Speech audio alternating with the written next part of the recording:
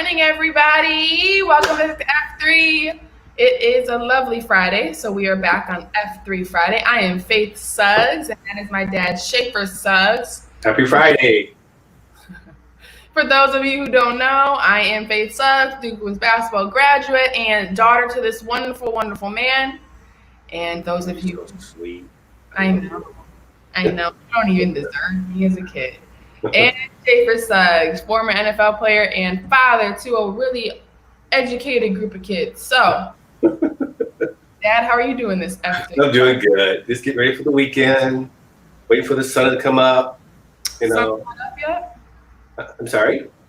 Is the sun finally found you guys? No, not yet. But we're supposed to have a pretty good weekend. We're gonna be taking pictures later for your brothers. Hopefully the weather holds up. But What kind of pictures? good days are ahead of us. Yeah. Yeah. Well, what type of pictures? Prom pictures. Pictures. So yeah, he was innovative and decided to ask his girlfriend to the prom. He stuck over there yesterday, post-it notes all over her car, and asked her to the prom. And but we'll get to that. We'll get to that.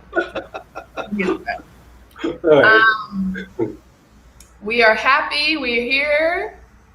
Mike Henry is here. Hey, Mike. Tracy Bedeker. Good morning, everybody. Thank you. Today is going to be fun. So we just wrapped up a fun Monday and Wednesday covering up a great topic. Mental Health Month is May. So we covered youth sports and young adults and the things they face with mental health and anxiety at the youth sports level as well as college sports level and what NCAA can do for us. But Wednesday we brought in a great guest, your friend Pepper, who worked for a long time in the NFL as an athletic trainer.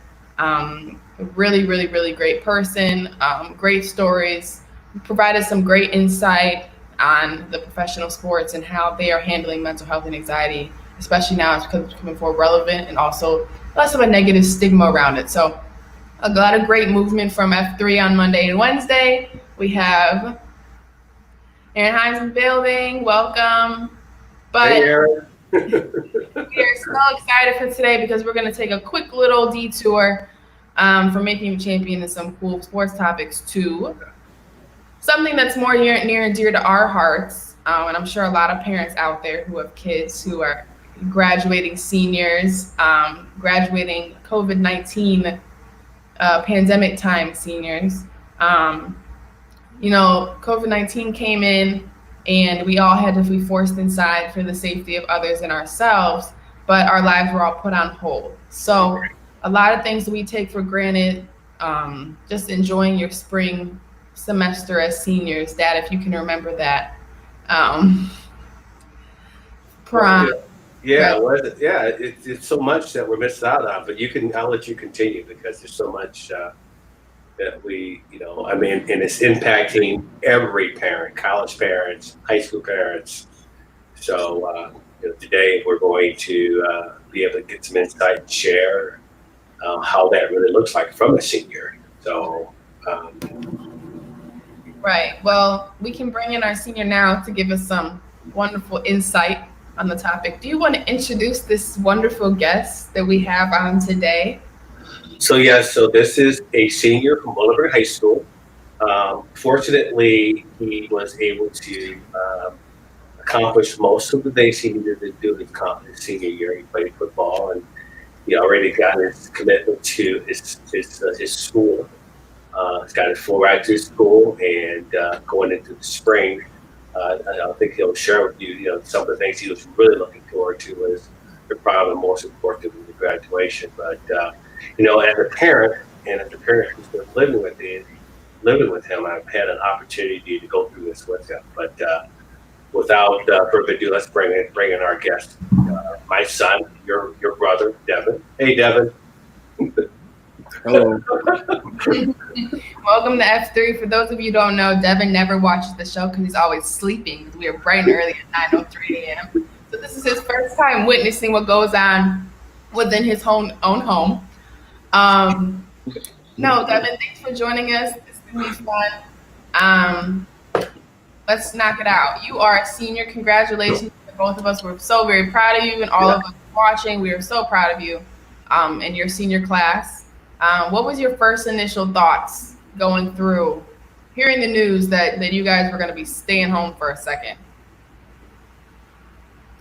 Well, it was weird just because you weren't sure how long it was going to be extended.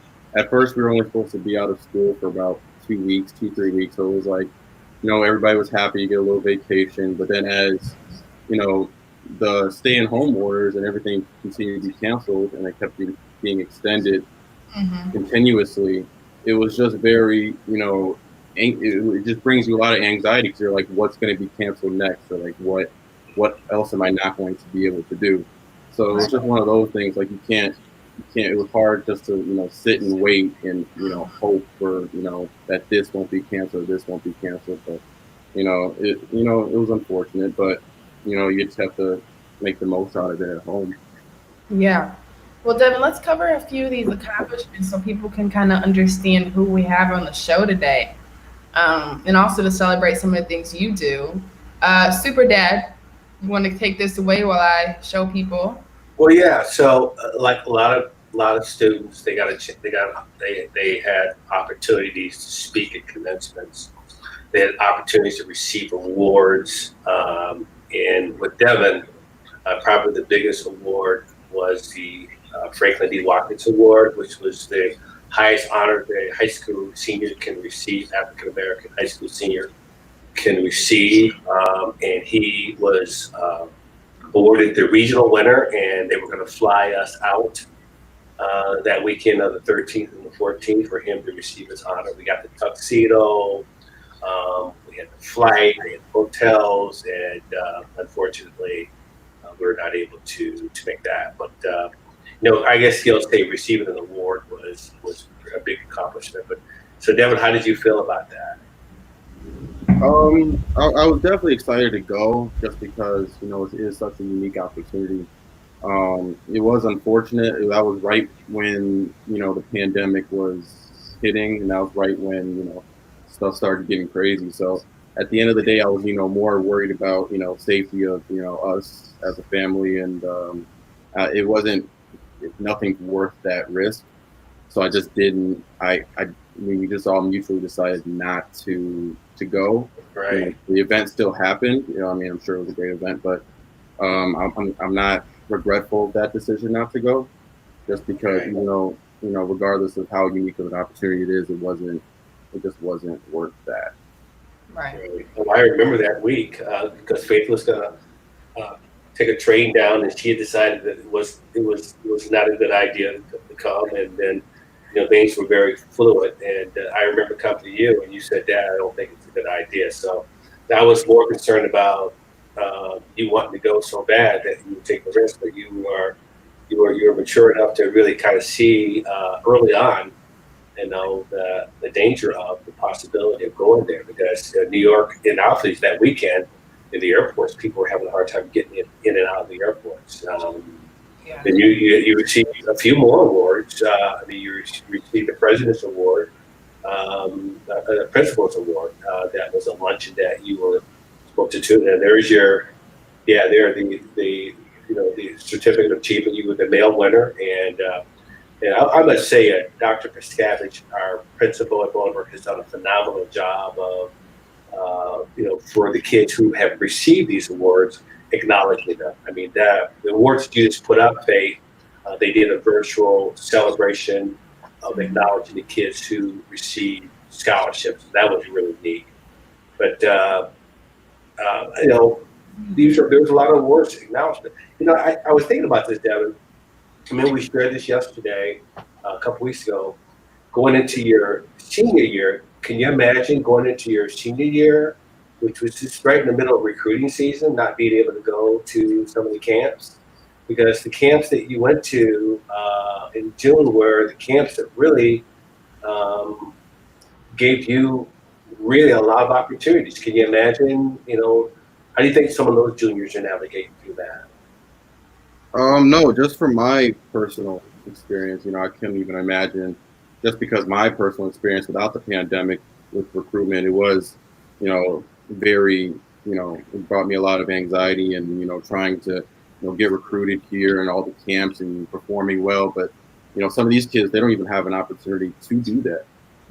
They don't have the opportunity to even perform or get, the necessary looks that, other classes have gotten. And I think that's just really unfortunate because there's nothing they can do about it. But, from what I've seen on Twitter, coaches are still, looking for kids. They're still very, eager to find, kids to play. So I don't think, I think it's very unfortunate for the kids. I think, they still need, they still deserve that opportunity. Hopefully later on in the summer, there's things that are going to be done for them.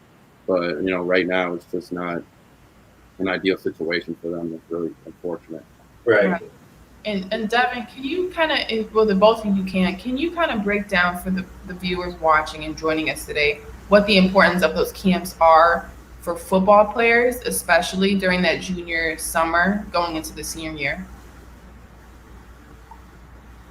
Right. For juniors going into their senior year, that camp season in that summer, especially June and July, not really in August, but mostly June and July, that's a very pivotal point for their recruitment. That's where most of the offers are given out, most of the scholarships are given out.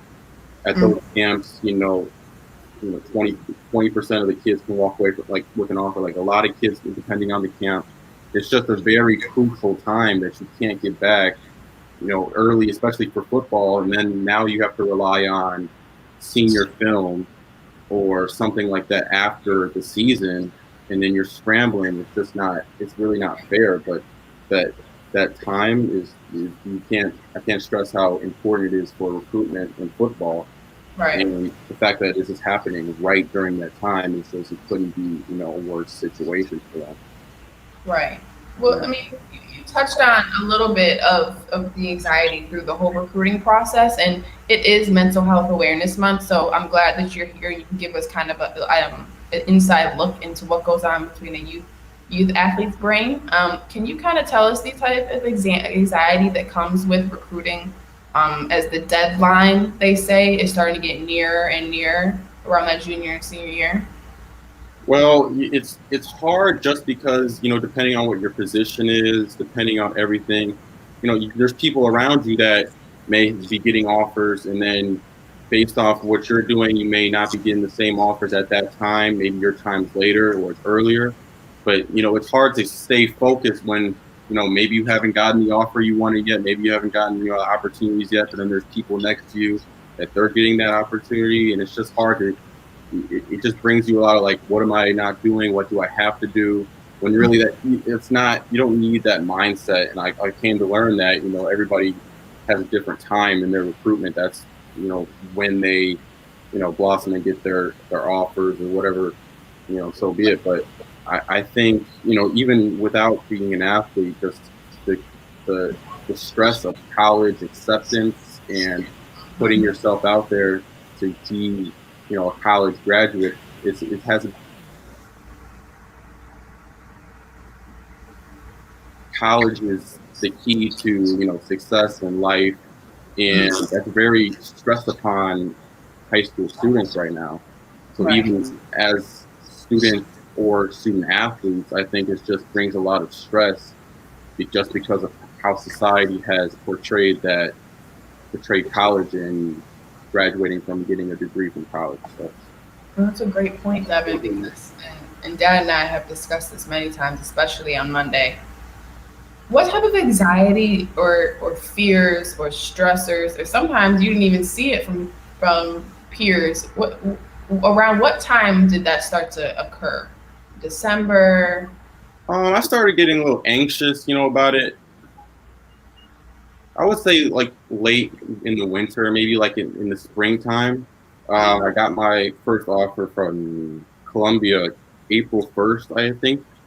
But I think before that, like March and February, I was just waiting, and I was like, what am I? I was throwing for a lot of coaches. I was performing and trying out for a lot of coaches, and a lot of coaches were coming to me like throw and perform, and I wasn't getting those offers yet. So I was getting really anxious. I was like, what if I miss my opportunity with this school? What if they don't come back? What if they don't, and all that. So it was just that was the fears that, am I missing the opportunity right now, or is it going to happen later? That was basically just the main fear for me Right. early on. Yeah. Right. Understandably. And well, Dad, how different is that process from when you were his age? I mean, what can you say from listening to him talk? Well, there's a couple of things that resonates because I was with him during that time. Yeah. I remember the anxiety because he was playing basketball. And just so you know, Devin didn't share this, but he plays a very unique position.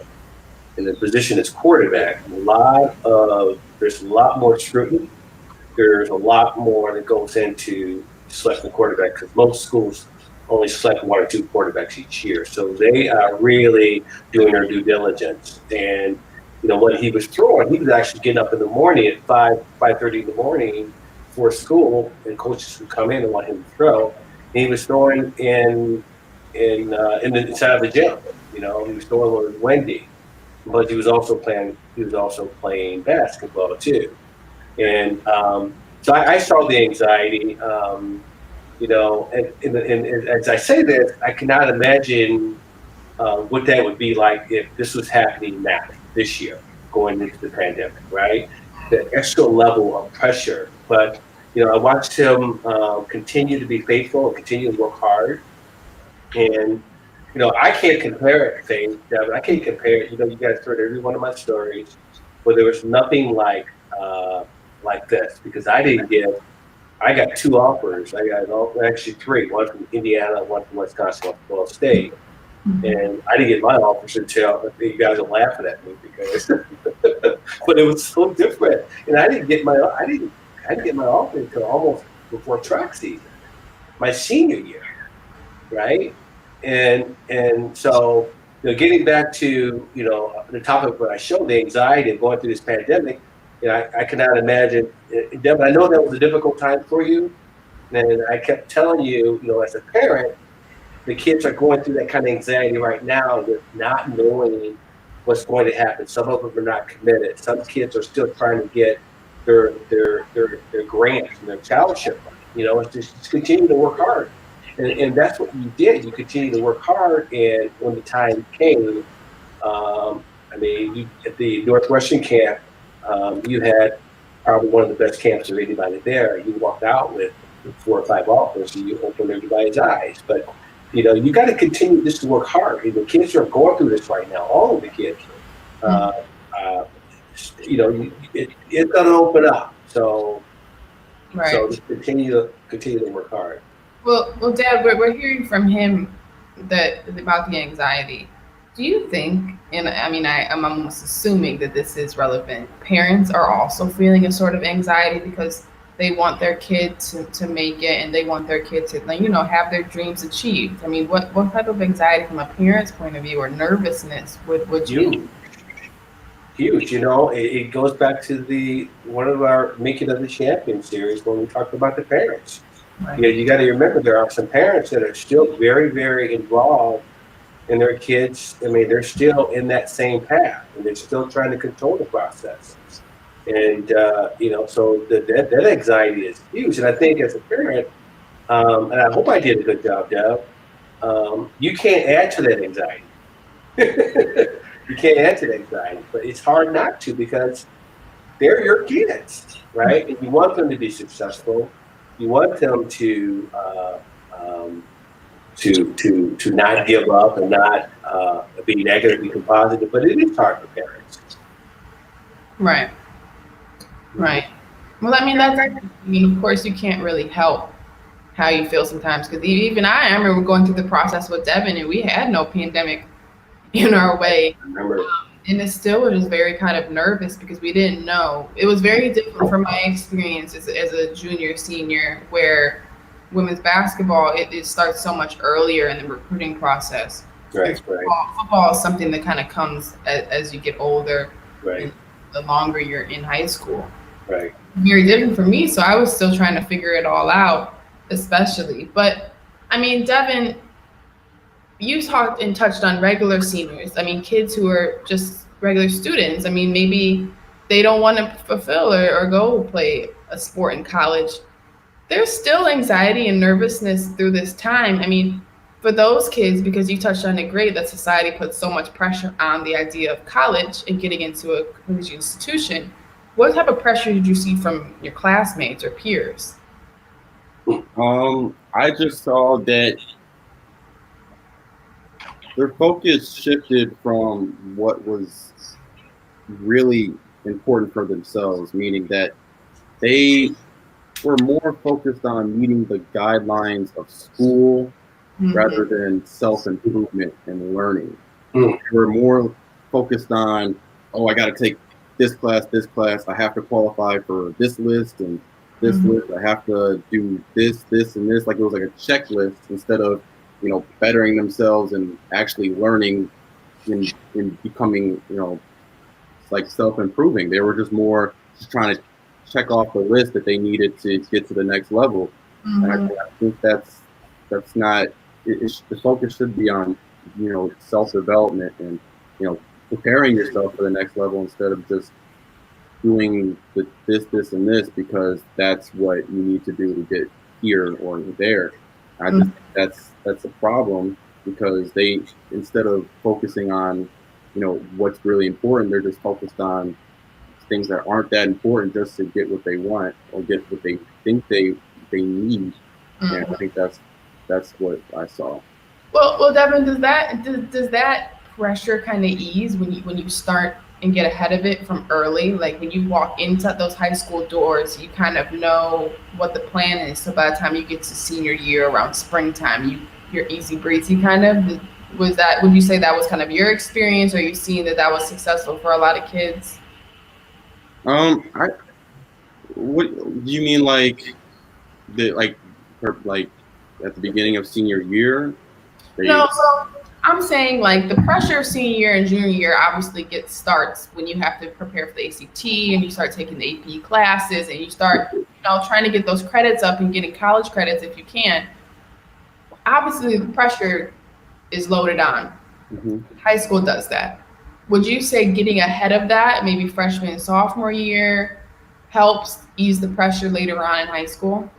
Yeah, well, I remember going to freshman orientation. I remember them stressing how important solidifying a good GPA is and how important the first couple semesters are.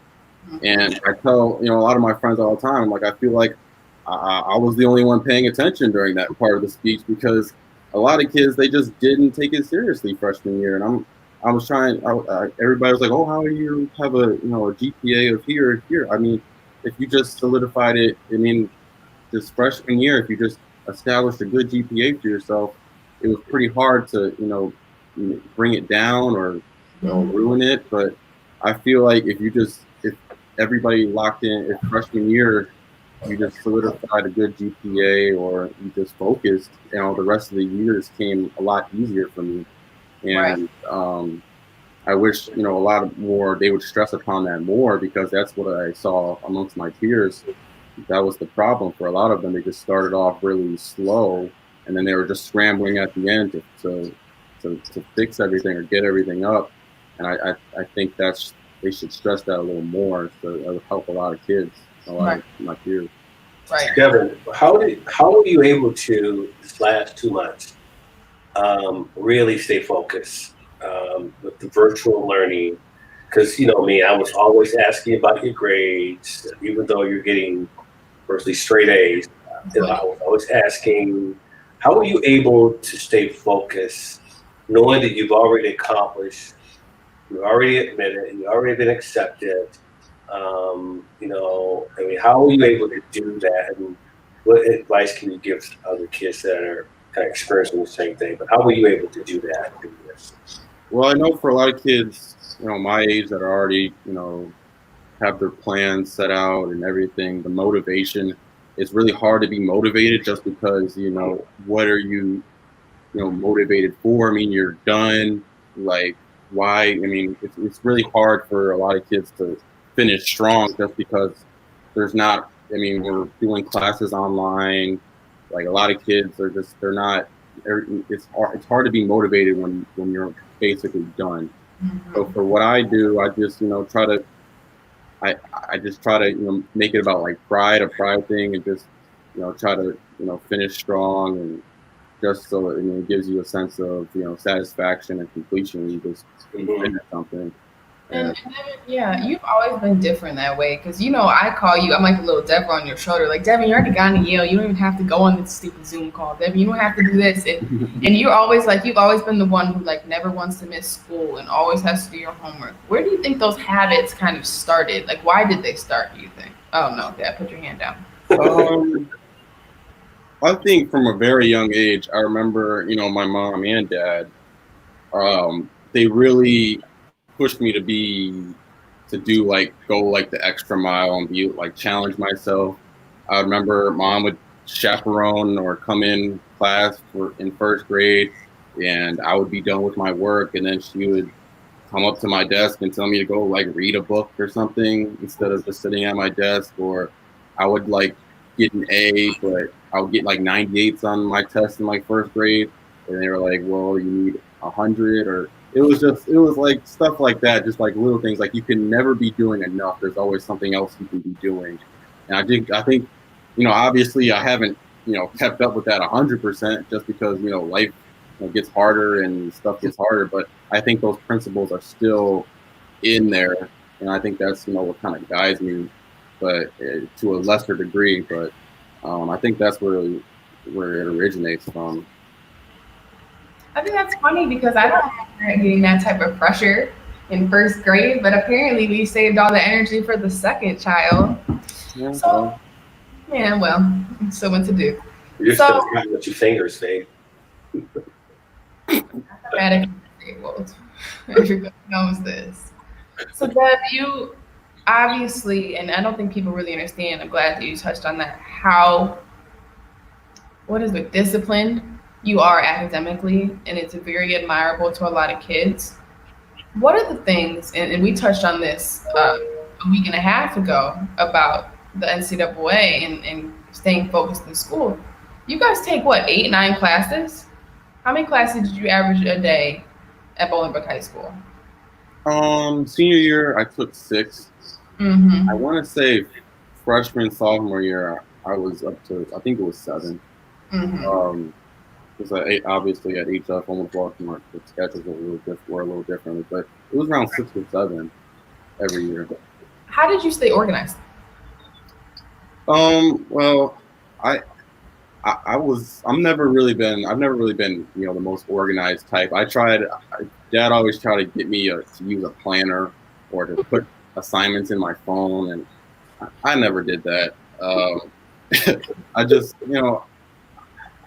I just tried my best just to keep up with assignments, because that's basically what high school comes Mm-hmm. down to, is like you do your assignments. It's basically like you'll pass the class, and if you do your assignments, you'll know the material and all that stuff. But I just tried to stay on top of my assignments, trying to miss as little assignments as possible. And I never really had an organizer. I never color coded anything. I just I was just tried my best just to keep up with assignments, and just not and just I just took tests and projects that were worth higher. I just took those like very seriously, and tried to be a perfectionist on those. Right. And then the freshman and sophomore year to your junior and senior year, what would you say the habit changes were within that part? I mean, obviously you got more in a routine, you understood kind of like what you had to do, your own study habits and stuff like that. But what are some of the things, maybe a big change that you kind of noticed? Freshman year, I went in probably a lot more serious. I was just because it was high school, it's overwhelming. So you just try to hit the ground running as smoothly as possible. So I took everything serious. I would go crazy if I like missed an assignment. I would try this, and then senior year, well, as slowly progressed through senior year, what they call it is senioritis, is when you just lose the motivation to, it's hard to stay, focused and locked in. But I think that's the biggest difference. I would just try to strive to get the more focused assignments, the more tests, I would still, do my best not to miss any assignments. But I think that was just the biggest difference is that freshman year, I was just everything 100%. I had to get everything 100% done. And then senior year, it was just more doing, what's most important, getting, good grades, finishing strong, and all that stuff. So. Right. And okay, yeah. And so we come to junior senior year, we're there, we pick Yale. You still have to apply to get into Yale. What was that process like? Was high school? Does high school offer resources to aid you guys in that? Yeah. Well, a lot of the English teachers, if you're writing an essay for a college, a lot of the English teachers will, go over your essays with you. They'll sit down with you. Teachers are more than welcoming when it comes to recommendations, as long as you don't, come to them like the day before. If you ask for a recommendation, they're going to give it to you. If they're really hands-on about in guidance counselors, they're really hands-on about getting students where they need to be. I had a lot of help. I had a lot of good help with recommendations. I had a lot of good help with when I was writing my essay. So I would say Right. we did a good job. Yeah. And I remember reading your essay. It was very good, even though I couldn't provide much insight. Um, Devin, the signing period as athletes. Let's talk about it. So football signs around what time? November? Are you guys different than basketball? Well, there's two signing periods. I think there's two signing days. Mine was December. It was Mm-hmm. always like the first or second week of December, and then there's another signing day. I want to say in March, Right. or March or late February or March. And it doesn't matter what day you choose. If you're not ready to sign in December, you can wait. It really it's not. There's two national signing days, I think. So I think that takes the pressure off a lot of kids if they don't have to sign at this day. If there's another day later on, or they don't have to be admitted yet. Or I think that's good for taking a lot of pressure off. Yeah. And what did that day mean to you? Just because the Ivy League handles those things a little differently. I wasn't exactly signing anything. It wasn't. They don't. They follow. They have their own almost kind of set of guidelines for student athletes. But I wasn't exactly signing anything. But it was still like the principle of that day that is still really important to me. And it meant a lot. It made me feel, a sense of satisfaction and that I've, completed what I've wanted to complete, and it gave me a lot of pride as well. So, Yeah. No, that's neat. We're very proud of you, obviously, and that day was very special. How many teammates were signing with you? um, it was it was a lot of my friends. It was so John, Trevor, and Danny. So I think it was three other kids, my friends. Yeah, Okay. Okay. Wait. Hold on. Here's a picture. yeah. Football senior year. Let's talk about it. We got more photos here. Obviously, here's from senior night, post game. Then here's right before you walked and did your little flower ceremony thingy. How about you tell us about senior season? What was the thoughts going into it? My thoughts going into it was probably just try to make the most out of my game and what I wanted to improve and what I wanted to get out of that season, what I wanted to change, revising upon and adding on my junior season, what I didn't like about my junior season, what I liked about junior season, setting everything how I wanted it to go and what I wanted to get out of it. So Mhm. I think that was a goal that I achieved just because I improved how I wanted to improve, but obviously there's a lot more room for improvement. But I think it was an improvement upon my junior season, and it was one of my better seasons that I really enjoyed. For seniors going into their senior years not committed to a school, what would your advice be for them? Because obviously you had teammates who committed probably throughout the season or after the season. I think the advice I would give is just play how you usually play. I like a lot of kids that aren't committed yet. They're scrambling to get playing time and getting the necessary film. They want the touches or the tackles, or and I think it was just let the game come to you is what I would say, and just play how you usually play. Because if you're playing on your toes and tentative and anxious, you're not going to play how you want to play. So I think it was just a matter of just being relaxed and just not worrying about that. Worry about the season. Worry about playing football. College and all that stuff is extra. That will come later if you just play the game. I mean, that's what's important. It's just you're part of a team. Just going out there and competing for each other and not to get your own um, personal needs out of the way. So. Right. So Devin, what now that you are the pandemic, how is it impacting your preparation for Yale? What's happening not only with you but kids that are getting ready to go to college, and how does that look as far as how are you? Because there's only so much you can do, right? What are you going through that are preparing you, and when do you think that's going to happen as far as when you're going to be able to go to school? Well, it definitely offers a lot of time for self improvement and figuring out the things that you need. I mean, if I was in school, maybe I wouldn't be as focused on it just because I'm focused on school. And I think it offers a lot of time to work on yourself and really focus on college. And they send me my workouts, and Hmm. it gives you a lot of time to just to self improve and do your workouts and just focus 100% on that rather than if I was in school, I would be kind of dividing the attention. I think it's good. I mean, even though you can't go to like a gym but you can still get good workouts in. You can still do things that you need to do and get the things done you need to get done. So I think it's a blessing in disguise in that you can't. I mean, a lot of kids are. It's easy to stay in bed all day, which I've done a couple times, but um, it you just have to find that in yourself to get up and get active and to get the things done you need to get done. But I think it's helpful in a lot of ways. Devin, what's it like? Okay, so but for those of you who can remember any, I'm trying to remember senior year around springtime is when everything kind of gets fun and like loosey goosey, and you guys have activities leading up to graduation, and you do like sign little T-shirts and you do the fun things. What's it like being inside and not even getting to see any of your classmates, and the face you see every day is your dad? I mean, what's that like?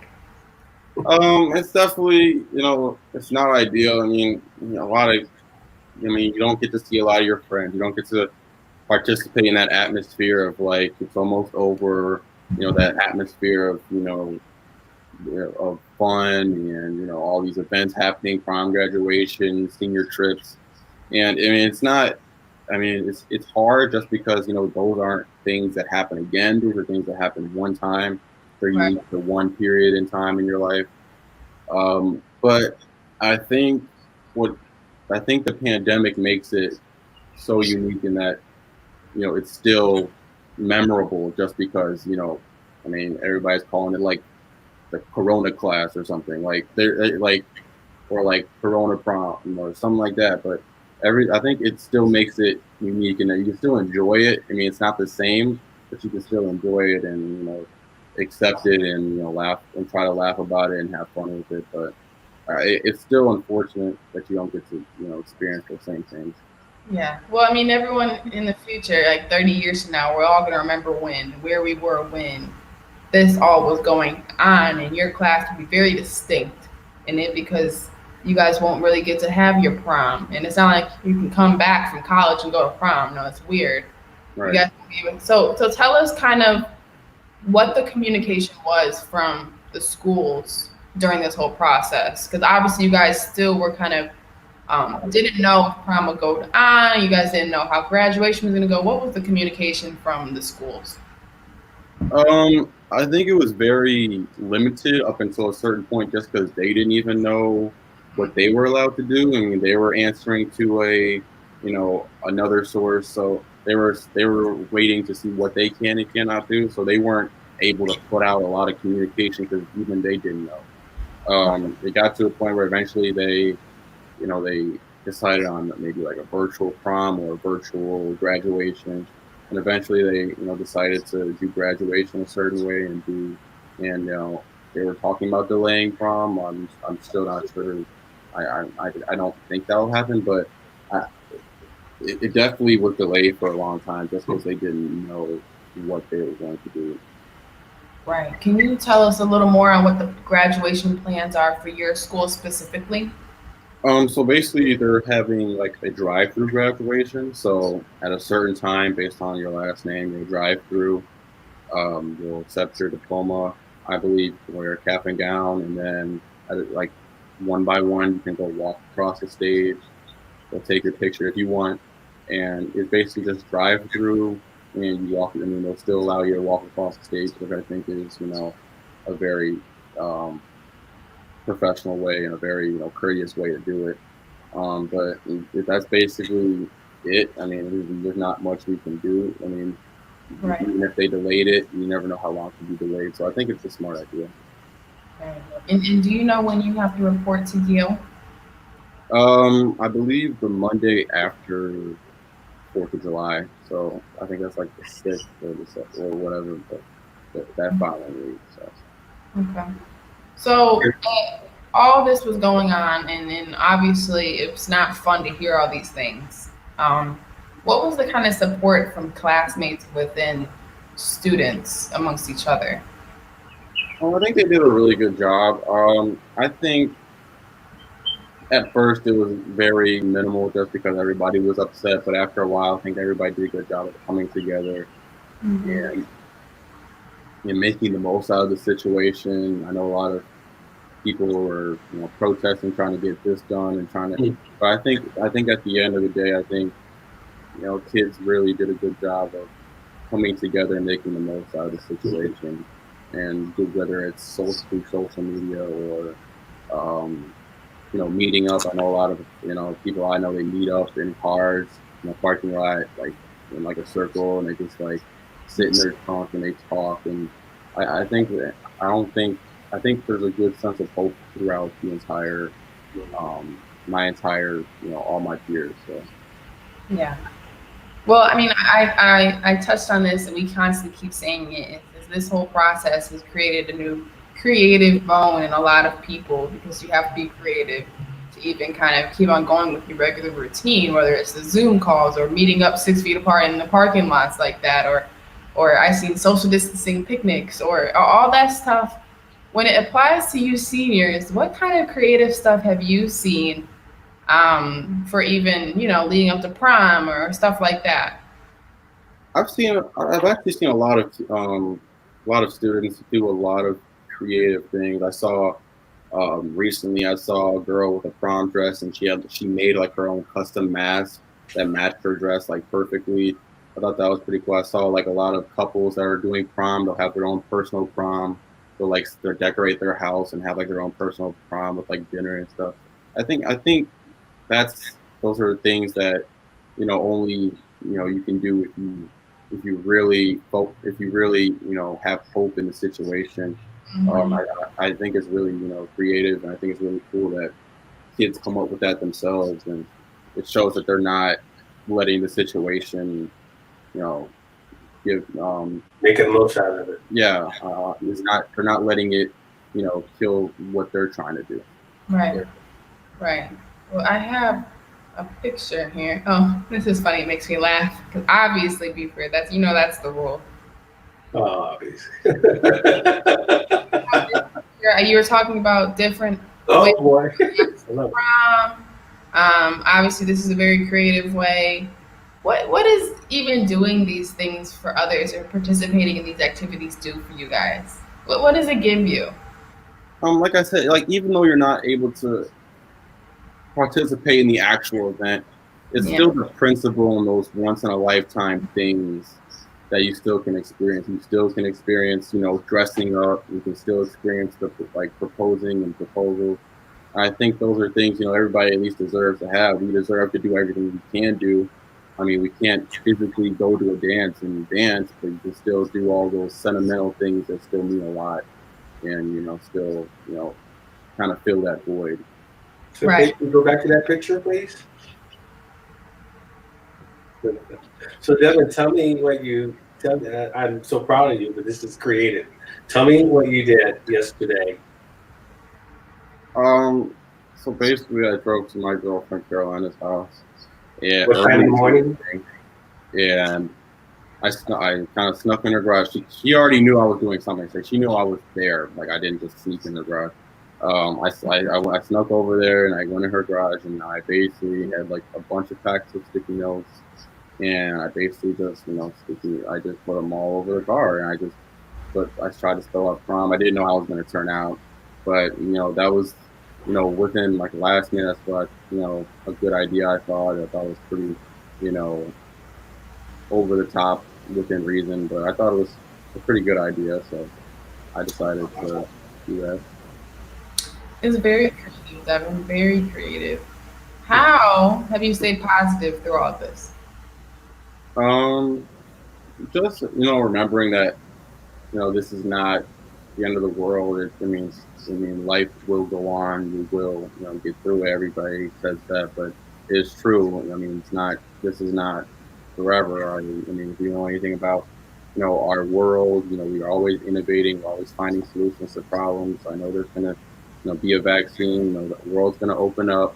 But I mean, it's just staying positive is it's hard to do in certain times, but you just got to remember like the grand scheme of things that it's not the end of the world. It's not over. So Well, this is a big, powerful question, but what have you learned about yourself through all this big process of virtual living? um, I mean, I've I found that I can become motivated if I just dig down, and I find that in myself to become motivated and motivate myself mentally, physically, spiritually, and just grow in all those three aspects. If I just you know stay active, I work out, I get into a routine. I found a lot of time to find new things I like, new movies, new, I like new things to read, new everything. But I think during this time, it gives you a lot of time to find those things out about yourself. And I think that's like really the only thing, good that comes out of that is you get to expand the people that you're spending time with to really find, you know, those things that you may not have known or may not have experienced before. It was such a unique situation. What would you say your bond with your dad has grown? What kind of transformation have you seen in the last 3 to 4 months between you two being stuck in a house? Um, Surprisingly, it's not as bad as it sounds.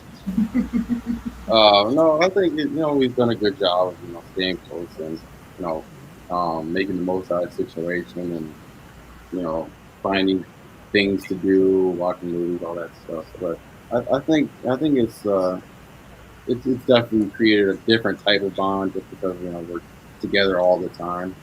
But I think it was that's the positive that comes out of this. So you get that time and um, you get that time for yourself and the people you're with. Right. And one thing, since we have asked you a lot of questions about your senior year, for kids who are in this process, in these homes with their parents, we touched on a while ago how to stay involved with sports during this time period, during this pandemic. What kind of things has your dad done creatively so far within the home? Because I know during our childhood, we had the picture of the high jump pit up and Mhm. the potato sack races. And can you tell us a little bit, like, what have you noticed? And he may not be as creative as he once was, but what have you noticed him do more recently? I haven't noticed anything at the caliber that the high jump pick was. I mean, I witnessed him discover Netflix and watch shows that I haven't even watched yet that are trending that are like I haven't even seen.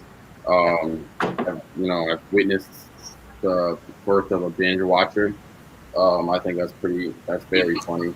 Um, but no, I don't think I don't think he's done anything. Have you done anything to?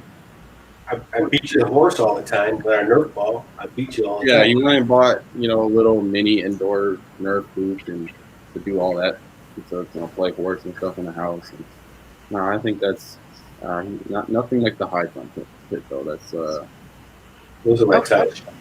Yeah, maybe. Or maybe you're just losing interactive kids. Um, how often have you guys ate together and really, sat down together during this whole process? Devin, don't look at me like that. we usually eat breakfast, or at least I'll eat. I don't know, he eats a little earlier, and then we kind of spend time during breakfast that way. And then we eat dinner every night together out on the table. And we always spend that time together as well.